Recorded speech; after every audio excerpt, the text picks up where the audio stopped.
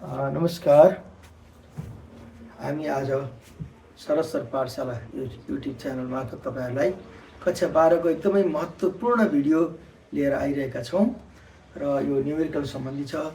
तपाईहरुलाई 5 मार्क्समा सोध्ने यो क्वेशन हेर्नु होला।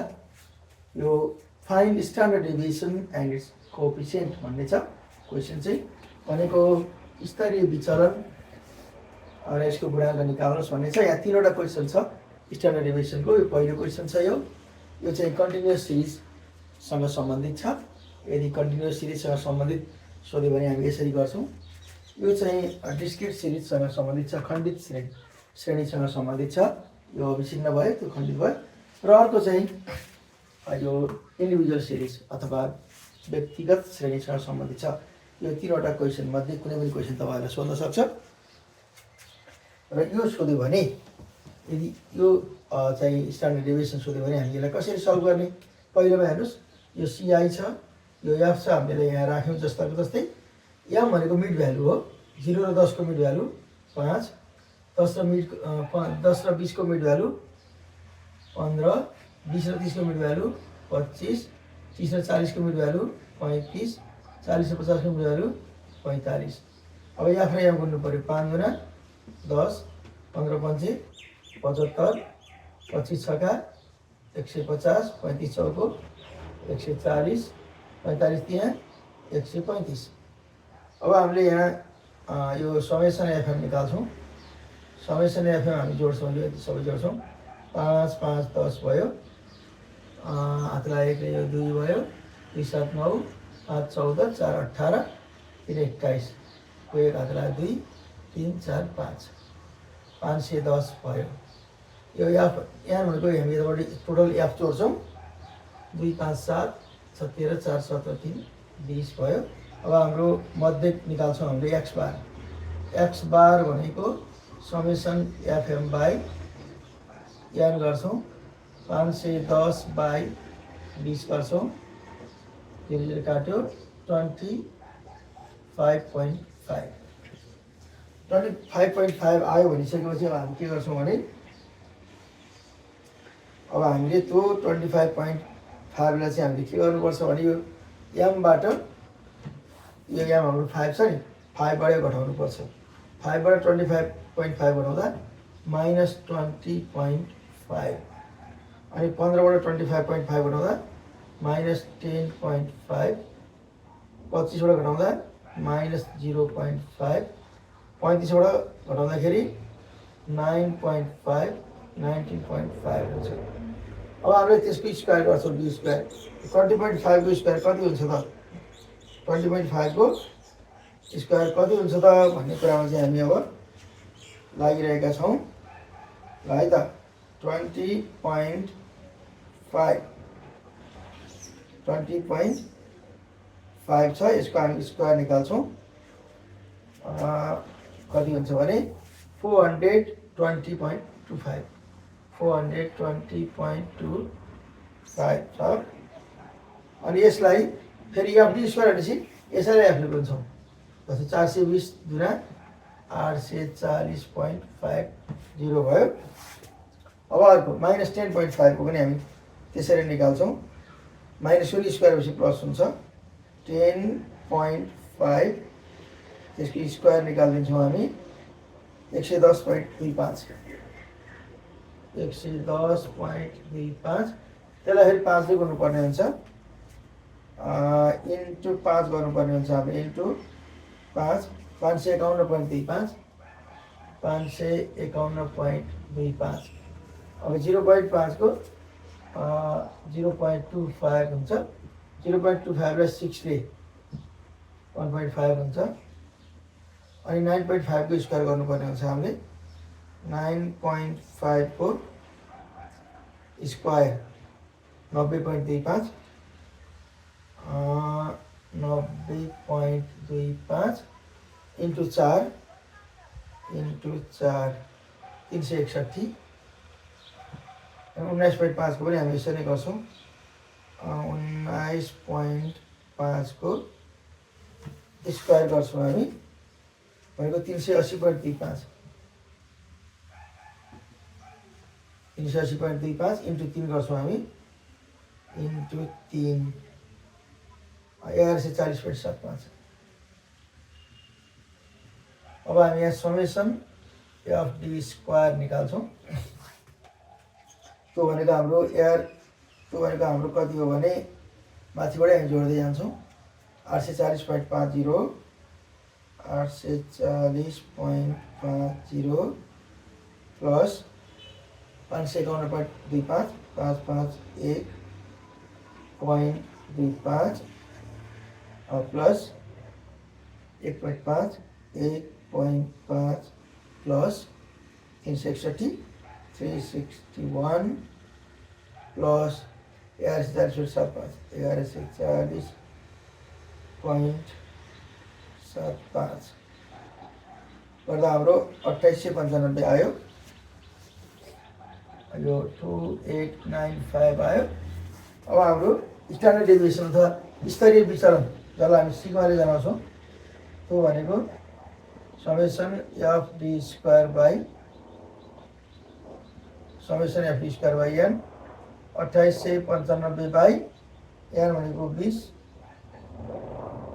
कति हुन्छ यो डिभाइड बाई 20 144.75 144.75 यसको रुट हाल्दाखेरि कति हुन्छ अब हामी रुट हाल्छौँ रुट 144.75 12.03 स्तरीय भिन्नता हुन्छ। यसको गुणाङ्क पनि सोधेको छ। गुणाङ्क भनेको चाहिँ कोएफिसिएन्ट भनेको चाहिँ अथवा गुणाङ्क भनेको यो सिग्मा बाई एक्स बार हो। सिग्मा हाम्रो 12.03 बाई एक्स बार हाम्रो 25.5 आयो भने अब हामीले के गर्छौँ भने भाग गर्छौँ। भाग गर्दाखेरि चाहिँ हाम्रो 12.03 डिवाइड बाई 25.5 हाम्रो 0.47 हो। ओके यसरी हामी गर्छौँ। अब यस्तै गरेर यतापट्टिको मा पनि जाउँ हामी। यसको चाहिँ त हामीले अब यो यति मात्रै दिन्छ। यो हामीले फ्रेममा यहाँभन्दा एउटा कम्ती छ यहाँ तपाईँले हेर्नु होला। अब यहाँ मिड भ्यालु निकालेको छ। यहाँ मिड भ्यालु निकाल्नु परेको छैन। अनि यहाँ 15 भयो। फ्रेम सम्झिनु होला माथि के लेखेको छ 10 चौको 40 15 छका 15 7 105 20 चौको 80 25 तिना 50। अब हामीले यहाँ समेसन एफएक्स निकाल्नु पर्यो। अनि यहाँ निकाल्नु पर्यो। यहाँ कति छ 2 4 6 7 13 3 16 4 20 नै छ। समेसन एफएक्स चाहिँ हाम्रो यो 5 5 10 भयो। यो 2 4 6 14 5 19 को 9 अतला 1 1 2 290 भयो है 290 भयो हैन 105 ठिक छ 290 भयो। अब 5 5 10 1 2 4 6 14 5 19 290 भयो। अब एक्स बार भनेको चाहिँ हाम्रो summation F X by N 290 by 20 1 2 2 चौका 8 14.5 आयो। अब डी भनेको हाम्रो के एक्स बार भनेको हाम्रो 14.5 आयो भनिसकेपछि अब हामीले डी भनेको एक्स माइनस एक्स बार एक्स भनेको 5 छ 5 मा 14.5 हुँदाखेरि माइनस 9.5 10 मा माइनस 4.5 15 मा 0.5 20 मा 5.5 10.5। अब डी स्क्वायर भनेको तपाईको फेरि तपाईले अब के गर्नुपर्ने हुन्छ भने यो 9.5 को स्क्वायर गर्नुपर्ने हुन्छ 9.5 90.25 आउँछ 90.25 आउँछ। अनि त्यसलाई फेरि इन्टु एफले इन्टु 3 गर्नुपर्ने हुन्छ। इन्टु 3 गर्दा तपाईँको 270.75 270.75 आउँछ। त्यस्तै हो 4.5 को पनि 4.5 इन्टु स्क्वायर गरिदिनुहोस् 4.5 गरेर 20.25 यो माइनस भने स्क्वायर भएपछि प्लसमा आउँछ 20.25 इन्टु 4 यो 84 यसले गर्दा 81 भयो अनि अर्को 0.5 को 0.25 अब यो मल्टिप्लाई गर्दा 1.75 हुन्छ 5.5 को फेरि गरौँ 5.5 इन्टु 5.5 तपाईँको 30.25 यसैलाई हामीले इन्टु गरिदियो भने इन्टु 4 गरिदियो भने 121 10.5 को स्क्वायर गरौँ 10.5 110.25 110.25 छ अनि यसको फेरि इन्टु 220.50 अब एफडी स्क्वायरमा हामी समेसन एफडी स्क्वायर निकाल्छौँ समेसन एफडी स्क्वायर हामी सबै जोड्छौँ जस्तै हामीले 270.75 270.75 प्लस 81 प्लस 1.75 1.75 प्लस 121 प्लस 220.50 795 अब हाम्रो सिग्मा भनेको अहिलेकै हो summation of D square by यहाँ हुन्छ 695 बाई यहाँ भनेको हाम्रो 20 अब 695 डिभाइड 20 34.75 अब यसलाई फेरि हामीले रुट निकाल्नु पर्ने हुन्छ